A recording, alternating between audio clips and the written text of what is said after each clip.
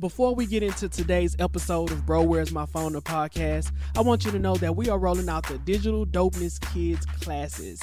In today's time, it's a must that your kid have access to technology that can propel their future careers. Instead of just watching other kids play on YouTube and collect subscribers, our Digital Kids classes prepare kids to create their own YouTube channels. We teach them how to shoot, edit, and film their own content. Our digital kids are creative, energetic, and very tech savvy. Is your kid ready to be a digital dopeness kid? Sign him or her up today for one of our next sessions. You won't regret it. Also, I work with some incredible photographers. If you need a photographer for your next event, contact C. Allen Photos today by visiting us at callenphotos.com. That's CALLEN photos.com. Now let's start the show.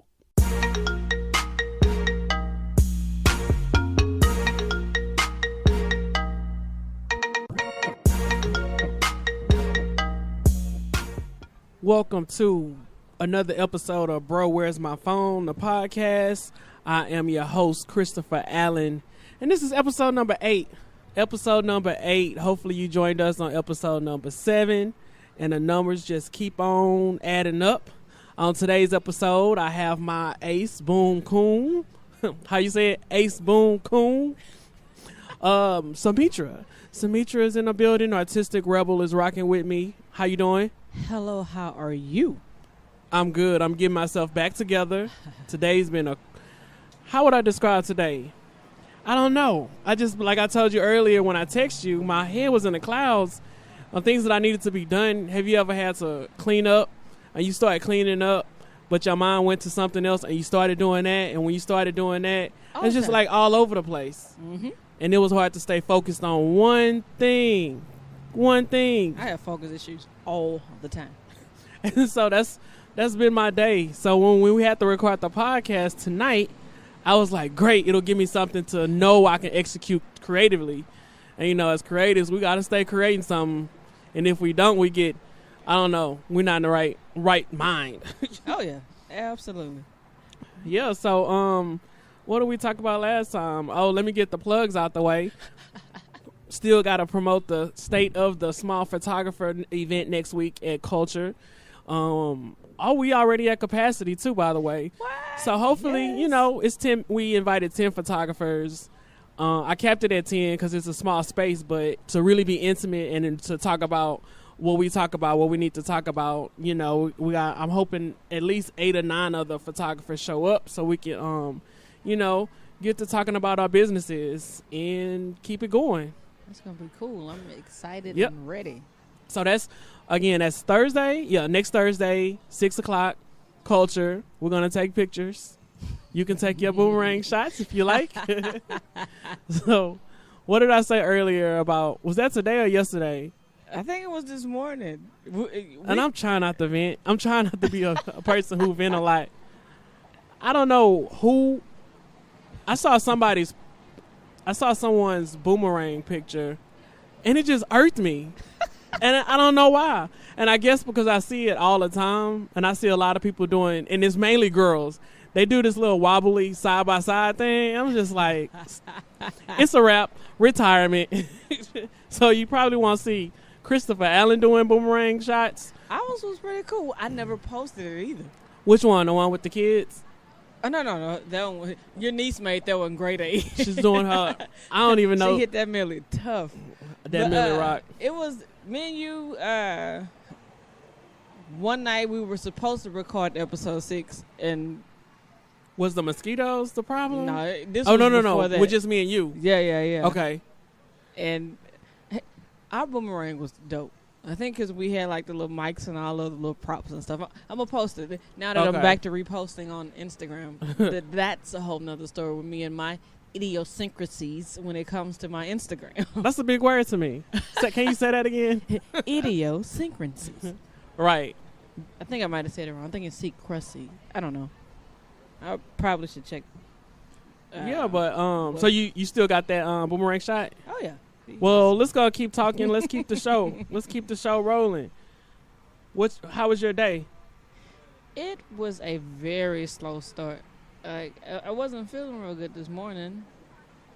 You know, I'm not gonna tell on myself why I wasn't feeling real good. Oh, that sounds like a little juice. It's not, but I would be telling on myself if I did. There's a reason why I wasn't feeling good this morning. You went to Papacitos or Papados? Few drinks? You can say that. Okay, I think people are smart enough to put two and two. I think people are smart enough to put two and two together. I was this close to going to Papacitos today to get something to drink. You and Tony. Oh yeah, I remember that picture. I do remember that picture. Oh yeah. The Bro Where's My Phone unreleased. The BTS. The BTS on the iPhone. How's your iPhone still treating you well? Oh yeah, my iPhone always treats me well. You ever gonna go to the other side? Ever? No. You don't see it? Like I said in episode 6, you can give me 2 Androids. I'm not learning that system. You can give me a free Android. I'm not learning that system. I am team iPhone. Team iPhone. Until they bring the sidekick back. Well, that'll be cool the day that they start bringing back the throwbacks. Because I'll get a pager in a minute just to have page myself. Or if I had a pager, people would be mad at me because it'll be one of my pages. I couldn't get near a telephone booth. To call you. Right, and you know what? I was watching a movie, and it made me laugh because in the movie, the guy, matter of fact, it was the Bobby Brown story. Strohs just hit 2 home runs. Okay. It was the Bobby Brown story, and he had walked in the house. He had just got kicked out of the group New Edition, and he walked in the house, and he had a phone call. So his little sister was like, you got a phone call on the phone? And he was like, I'll get it in the bedroom. So remember when you had to go to the other phone and pick phone up, and you can be like, I got it. And it just made me, it was a throwback memory from that time, and you got to make sure your mama not listen on the phone with you. Y'all didn't hear that click? It's almost 9 o'clock. Get off this phone.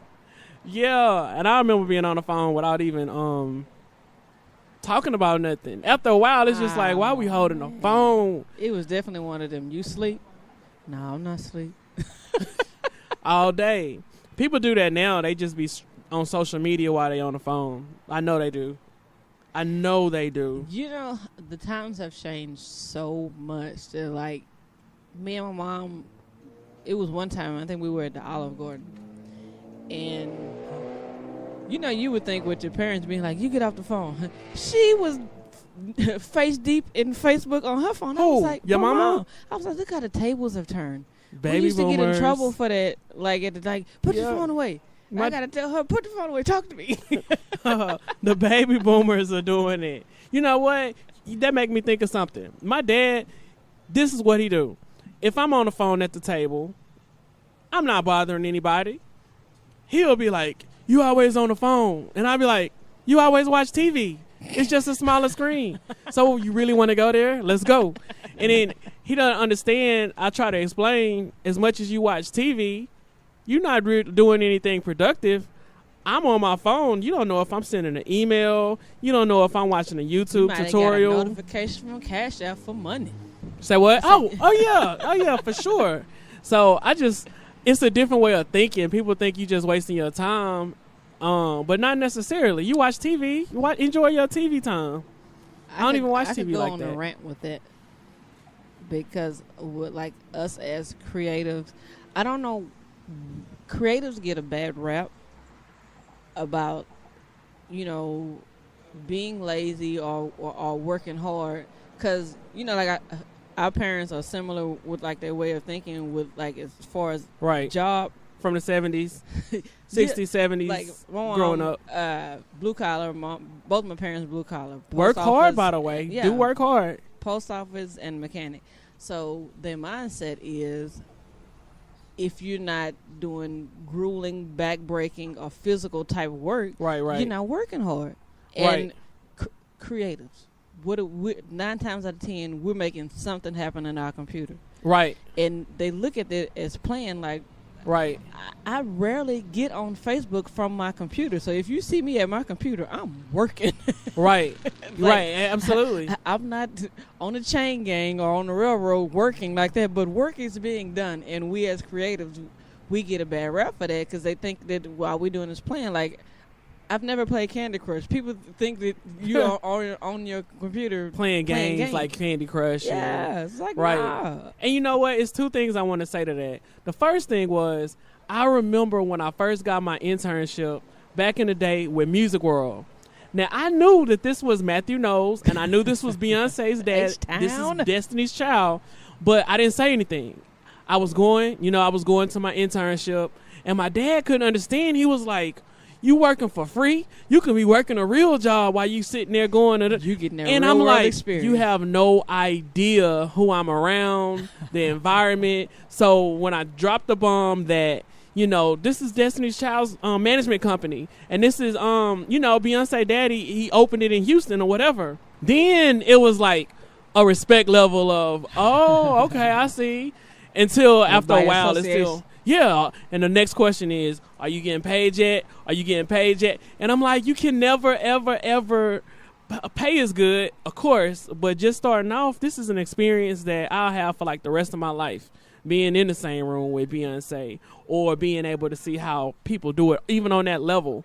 That was the first thing I was going to say. The second thing I was going to say was how our parents think like you're not working, you're not really working, you're playing on your computer. You're not breaking your back, you're not working.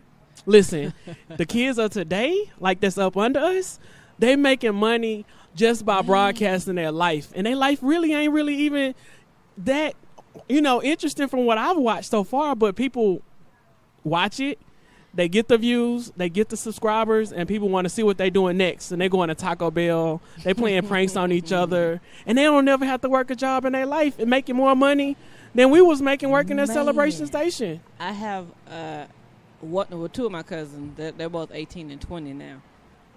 One of them is real good at doing makeup, the girl. Then her brother, he you know how they'll redesign shoes, like the Nikes and stuff, and like they'll put the little paint and stuff on them and redesign shoes. And I was telling them with me doing photography and everything else, working on being a full-time entrepreneur, I was telling them like, to your parents, this looks like a hobby. I was like, but you could be so great at this. Like, this could be your meal ticket. Yes. And I remember my cousin, he was like, falling into that line of what his parents would say. He was like, oh, I gotta get a job. And I was like, this could be your job. It can. Like, man, I'm not telling you don't listen to your parents, but right. If you have a hustle, make it work. Right. I'm telling them, don't listen to your parents. No, you're right. Listen, follow what your passion is going to drive you into doing something that you can enjoy doing for the rest of your life. Yeah. A lot of times people get pulled away from that and are told to go. And I understand the balance of reality of paying bills. You gotta pay your own, pay your own way. But at the same time, some people only feel like they only take you serious once you get that job that has nothing to do with what God put in your spirit to do from even before you was born. Mm-hmm. They don't get it. Be miserable in your 20s. So now I feel like just teaching my nieces and nephews, like just helping them discover. They are at a great age for just venturing off into a whole bunch of other stuff. Right. I just keep my eyes on them, and I see what they like doing, what they good at. And like Matthew Knowles said one time, he's like, I wasn't interested in, if Beyonce told me that she wants to be a nurse, right? We in a crowded room with the staff. He was like, I wouldn't work on trying to make her a nurse. I would work on trying to buy her a hospital so she can be all the nurses she want to do, like, and own it. And I was like, they definitely believed in her dream. They believed in it. Like, she's been so intertwined in it for so long. Yes. Like, because I think it was like an unofficial biography, but it was just saying that I think Matthew made her run, like jog, like while singing. Yeah, he always would tell us that story like, too. Man. And they wanted to go swimming like every other kid. A lot of people think that they are born into being like like greatness, I guess you can say. She was born but they want to go be swim. An entertainer. That is true. Like, and then you're like, I think it was the Life Is But a Dream biography too, not the other one that I was watching, but I think she was just saying that all along she knew she wanted to be an entertainer. Like, be an entertainer. How great is that? Right. I can just hear a black, and I'm not gonna go hard on our people, but I can just hear us being like, "Quit all that singing and playing and clean up your room," or "Shut up with all that noise." Singing in the church and it's stopping right there. Facts. I hate to say it, but even to this day, my dad thinks that I'm a preacher. He thinks I'm destined to be a preacher, and this is the argument for as long as I can remember. I said there are people who are born or people whose calling is to preach. I'm like, but it's called ministry. Your ministry can be a dentist. Your ministry can be you smiling every day, or your artwork, or anything could be your ministry. You want to put me at the photography ministry at my church. Look, I respected what he want. You know, dads and people always see what they want to see for their kids, but I see freedom and I see like, let me do me, because I guarantee you I'm gonna be just as, I guess what would a preacher be? Like just as, I can't even think of the word. Don't get me started. Making a difference. Making a difference. But listen, just making a difference. We used to go back and forth, and I'll just let them talk. Chris, we got an audience.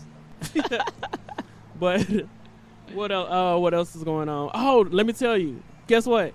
What's that? I finally did the Sea Island experience again. At the church. At the church. It looked fun. And I had fun. You know what? I need to quit because it really sounds like I'm anti-church. I really. I was like at the church, like blah. Oh yeah, it's sad because that's a whole different conversation. Let's go to what the picture you showed me. Which one? Miss iPad photographer. Oh, the girl with the iPad. Listen, that's why they need us. They need us. She slung that. You cannot 19-inch TV up there. You cannot take a picture in a dark room. He really stood up there smiling, like, look at them with their mics and everything. It's like, hey, oh yeah, we're guerrilla style. We get it how podcast in the streets, bro. Where's my phone? I got my phone in my hand.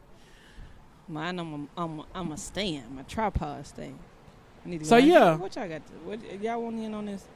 Hold on. So the event was the crossover concert hosted by Blessed Beats by Memphis 10, who really did an incredible job. He used to be on radio here, Memphis 10. I thought I heard the name before. Yeah, he's still on the he's on the radio. He's on 93.7. Okay, it's me that don't listen to the radio. That's what I was like. Yeah, he's been here he's been on radio for about 10 years, but he got his stuff down, man. But this was his concert, and I just pitched myself to do the Sea Island experience, and the kids that did have phones participated. I told them to find somebody who didn't have a phone, and it went pretty good with the DJ in the background. The only thing I would have added was just a little bit more time to walk through them posting their pictures and the right social media hashtag or whatnot. So they did post them? Some of them did, but it's still not to my satisfaction for it to be successful. And anything that's new, you gotta like literally walk people through it. You know what I mean? Mm-hmm. You gotta walk people through it. So I'm looking forward to doing it again. You are listening to Bro, Where's My Phone, the podcast, hosted by me, Christopher Allen. Bro, Where's My Phone is brought to you by the Sea Island Experience. The Sea Island Experience is an interactive and entertaining experience that transforms fans into mobile photographers. I teach it. The Sea Island Experience is good for private parties, grand openings, and great for mixers. Visit us at seaislandphotos.com for more information. And you're listening to Bro, Where's My Phone, the podcast. I'm Christopher Allen. And I am Meech, the artistic rebel. Yep. So listen, I've been on social media today, scrolling down Facebook. It's 2-3 different things that I see that is reoccurring. Everybody and their mama are talking about Nike and people burning shoes. Just do it. They did it. Here's my question for today's show. What is, and do you feel like these people are fake activists? Not all of them, but the majority of people who go hard on social media, I've never seen them at a Million Man March. Not that I've been myself. Fake activists. What you think? Well, the burners of the Nike apparel, or the burners of the check out of the Nike apparel, are neither fake activists or activists at all. At all. They are BSers. Explain why they are BSers. First of all, why are you just burning the Nike part out of some clothing? That's stupid. Just burn the whole thing. Update. Why are you burning stuff that you've paid for already? Nike Stupid. got your money. They thought they were making a statement, but you see how people took it and making fun of it, and people are they just going in. Somebody say that they burning their white supremacy sevens. They're what? Oh, that's what they're calling them, white supremacy sevens. They really thought that. I guess by burning the Nike check, they don't think that Nike has already thought about every single research department. Right. Millions. They get paid millions of dollars to actually think about every campaign before they put it out. They make billions, not millions, billions. Yes. And you think what you burning that check, still keeping that's already paid for. Like if you bought something from me, you already paid for it. You can do what you want with it. Yeah. In my personal opinion, this is why I respect Nike on a whole new level. Shout out to Phil Knight. Listen, and he has a good book, by the way. Listen, Nike to be able to do that, to make this stand, right? I feel like you sticking to your core belief of why you even exist. You know, with the whole Just Do It campaign, but just being a rebel, literally. I feel like you sticking to it. So even if people burn their gear, their athletic gear, or stop buying the brand, they feel so strongly about themselves and their core, you know, what they stand for, that it don't even matter. That's They're like not Chick-fil-A catering being to the people that's burning the socks. Well, that too. It's like, plus they already got the contract with the NFL anyway. I think, well, you know, money is the ultimate reason why they did what they did. Like, I applaud them for having the courage to put Colin Kaepernick on as their spokesperson. Right. But like you say, you're gonna get all of his supporters, like, and then you got like Sabrina and LeBron already on the Nike label. Right. You got the people that love and adore them. I'm pretty sure people have just went out and bought Nike for the hell of it in these past couple days, just because. Yeah. Right. Like, I mean, I think I seen one comment that said they lost $5 million. Like, they gonna make that back. Man, $5 million to $1 billion company. They making that back. Like, are you serious? Like, how about me, I'm a Nike outlet shopper. Like, I'm not buying Nike full price in the store. I haven't had Nike since high school, since the Nike flip-flops and the black socks from Foot Locker. This is my brother. Whatever my brother bought, I had to copy him. He hated it. But I'm cool with it. I'm pretty sure more people going to go out and buy Nike gear, like you said. Plus, they already got solid contracts already. And Nike owns Converse. People like me love Converse. You a Converse you person? double dip. Hold up. I'm K-Swiss, baby.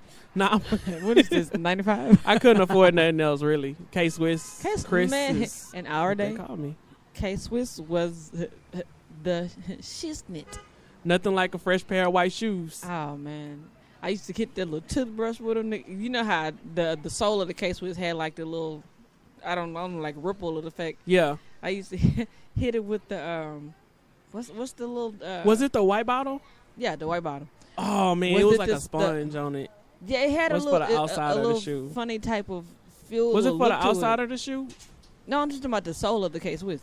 Okay. Like along the okay. side. But you know, I hit that with the little toothbrush, and then what's the the spray, the bathtub spray, with the foam. the foam. Yeah. I remember that. I used to spray it around. We used to do that too. Me and my brother did that. Yeah, I can't remember whether white, if your shoes got scuffed up over time. It was like a bottle of the white stuff. Man, we ain't roll like that. Oh, the shoe polish, Kiwi. The Kiwi shoe polish. It made your shoes look brand new. And you washed the laces? You washed the laces. But too much of that Kiwi shoe polish just had them bad boys cracking. Ask me how I know. Well, y'all did it. That was during the time of the starch jeans with the crease. I used to be late iron a for lot. School to make sure my crease was right. That was the thing. I'd be late. You didn't iron the night before? Right, nah, I'm a horrible preparer in the morning. We'll be crunching. Ah, man. And then we used to make our own Stay Flow. I don't know. How did this get around? I didn't do that. I was Team Faultless. I didn't do the Stay Flow. We did the Stay Flow. You mixed the little stuff with the water. Or Team Niagara. Either one of those first started. My grandmother always had the Niagara. Forever.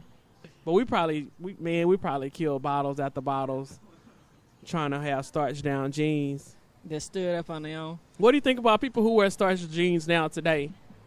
They probably have plenty of gray hair in their head. Facts. That's a fact. We got really off topic from the fake activists, but I think we hit it. I think you said what you needed to say. We ain't worry about them. I'm on social media and I promote the business and the brand and promote, but a lot of times I just read. You won't really see too much political things coming from me because I feel like people are gonna believe and their opinion isn't gonna change based off of what I post. So. Yeah, it don't add to my life or take away if I have to. Sometimes I do want to say stuff and then I'll delete it because I don't want to engage in the conversation, especially with the people who are going in on a boycott Nike. I'm like, why? The boycott. You weren't buying Nike anyway. Like when people we're so quick to holler like boycott such and such brand and stuff. We're like, man, cut all of that out. Like, this is America. Like, they thrive on capitalism and commercialism. Yes. Like, cut all of it out. I would have to boycott Apple because Steve Jobs is a deadbeat baby daddy. Like, I would have to boycott so much. That, to me, is just like, man, this a product. These are products. Rock with it if you don't rock with it. Unless they use like child labor or something like that, or and kids where I was about to say, now Nike get down with the sweatshops. But listen, you say they do get down with the sweatshops. Nike get down with the sweatshops. Check your tag. I've heard that. I believe that. But let me ask you a question. They're getting the work done overseas in this country. Those people who work, I'm not. Never mind. I'll stop. But yeah, they probably got paid 2 cents a day, 3 cents a day to make those Nike shoes for the Lolo. But another thing I've been watching on this, I'm probably here on my own with this. I've been keeping up with Donald Trump, and I've been keeping up with what's been going on. I watched Scandal, but you don't realize how much stuff you missing. I'm not even just making it up because you may see it on social media. I don't even talk about it on social media. Today, it really went down. Like, it went down. It went down. When I say it went down, what happened? Somebody on the inside of the White House, first of all, wrote a book, interviewed a lot of people that in his administration. I know this politics, this legit. I mean, my stuff. Beep. Somebody wrote a book and just started pretty much being a snitch or telling them what's been going on, and this is how he reacted to this, blah, blah, blah, right? He got mad. Another person on the inside saying, man, we just been protecting him from himself. Like, they're going against whatever Donald Trump wants to do. What they're doing is pretty much running the country without him. I won't be surprised if we cut the news on and I don't know, it's crazy. And they want to talk about Obama. Squeaky clean. They want to, man, yeah. Anyway, I've been keeping up with it. Real life soap opera, for real. It is. Like, I used to like Scandal as a TV show. So this is real life. I didn't get into none of those shows. You know why Scandal became my show was because I was off during the week. I worked the night shift. Nobody wanted to hang out. Everybody gone to bed during the week. So Thursday night at midnight, I would go to the movies, which today, what do I do on my spare time? Go to the movies. I would go to the movies on Thursday night, and I would watch Scandal before, the new movies come out at midnight, Thursday night. So, yeah, that pretty much came from working. What you got coming up? What you working on? What are you creating? Right now, it's knocking out the rest of updating my website. Gotcha. And I'm working on little templates for my Instagram. I got to work on being active again on Instagram. Like, technically, man, I am active. You took off. You have zero. Oh yeah, I'm back down to 0 posts. Man, you remind me of the people who on Instagram, the people they follow. Keep my followers though. Shout out to y'all. Y'all the real ones. I don't know if you knew this, but this is a thing. People are doing that. You're not doing it for this reason. I understand why you doing it, but people are doing that to look like all these people are following them, and they've deleted everybody. They might be following like one person, 2 people. Oh, yeah. Oh, I have an app that tells me who unfollowed me. Like, and if is it legit? Does it really work? Yeah, it'll give you a list of like who's unfollowing you. I never paid attention to that. But I never if cared. I like your work, I don't care that you unfollow me. Right. But like if I know you playing a numbers game, like get the hell on. Right. I never thought about that. And I know some people who really take that serious. They were like, this person unfollow me, I'm unfollowing it. I feel like if you putting out great, whatever you putting out, you know, the people who going to follow you, that's your audience. That's your fans. You know, I did that a couple months ago. Like when I started January 1, I just started over and just started deleting all my posts. And I went through because I would find myself being on Instagram for like no reason at all. Death like scroll. Just scrolling through. Yeah. And it'll be like, my mind, like I said, my mind already races from here to there to everywhere. So if I'm seeing like a personal post, a selfie, a commercial, or like a sponsored post, then like the artists and stuff I follow, I was like, this is too much. For my sanity, I went through and deleted everybody that wasn't either an artist or an entrepreneur or had a brand or something. Right. Because I want to keep it brand centric. Right, you curate my page, like, you know, my art page. Right. So I wanted to keep everything pertaining to art and business. So now I had a couple people respond back to them. I was like, look, take it personally if you want. I was like, oh, they did? No, they're like, did you unfollow? Like, yes, I did. I started with my brother. People take social media so serious. I started with my brother and my 3 closest friends. Like, I unfollowed them, but I told them, like, this is for me, for, like, they all had personal pages and business pages. Right. I kept all of their business pages and I deleted their personal pages because if I'm going through trying to, like, keep it focused on art and business, I don't need to see random you stuff singing nothing to do on your with personal page in the morning. Right. Like, I don't need to see that on there. I That have a makes personal sense. page for that. That's kind of like protecting your, you know, Sanity. Take a person who's always putting out negative content or just whatever it is, you can tell that they're coming from a bad place. You probably don't want to see that in the morning or at all. Yeah, like and you're an artist too. You would want to see other, you know, artwork, other artists. That's your brand. That's what you know, what you respond to. So I get it. I didn't think about it at first like that, but I get it. Yeah, because like I see people that follow 5, 6, 7, 8, 9,000 people, and I'm like, what in the world does your end of Instagram look like if you are following 9,000 people? Like, it has to be a jammed some type of way. They're not seeing all of those people post. No, look, but you know they're not. I think those are the people who just follow back for no reason. But that's not good for people like us because we should literally, we get inspired by other people who inspire. We don't get inspired by this person who has 1,000 selfies like they face change, you know. So I would rather see content that kind of relates to me. It's kind of like a smartphone that's going to give you what you think you might be interested in based off of what you already are interested in. So that makes sense. I don't follow people just because if I see it all the time and I realize my time is going here and I'm seeing the same old thing, I delete it to get it out of my mind. Like, you want to keep your mind fresh. You want to keep it creative. And me seeing the same old, I'm like, why am I scrolling for no reason when I can be doing something? My brain is much more freer now. Because you could bring somebody up, and I'll be like, I haven't seen nothing from that. I haven't seen anything from that person in a long time. Oh, I unfollowed them. It ain't even personal. I just do it for peace of mind. But yeah, I do that too. They got the whole little mute feature now, and I was laughing, telling one of my friends, I was like, if mute was here for a while, I was like, I might have stayed. I just muted you. I was trying to figure out how that worked. So you don't unfollow a person, you just mute them, which means you don't see anything from them.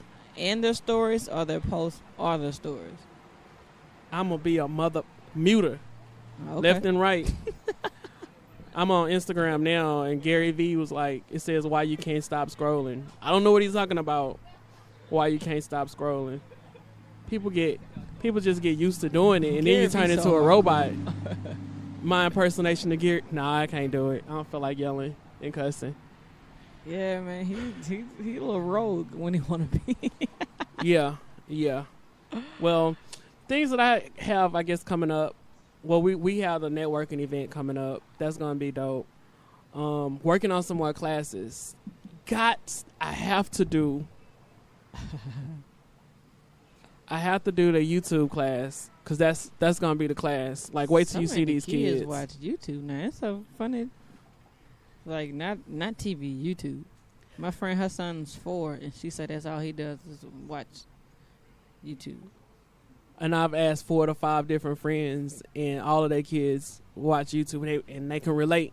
And I'm like, you don't see anything there?